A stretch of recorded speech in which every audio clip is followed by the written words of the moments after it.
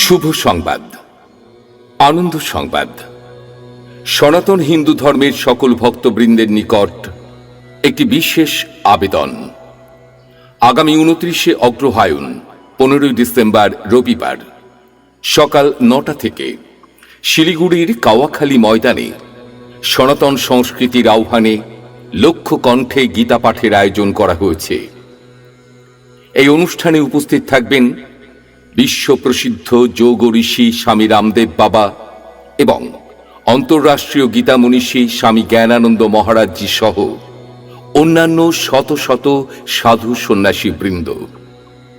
এই মহতী অনুষ্ঠানে আপনাদের সকলের উপস্থিতি একান্তভাবে কামনা করি।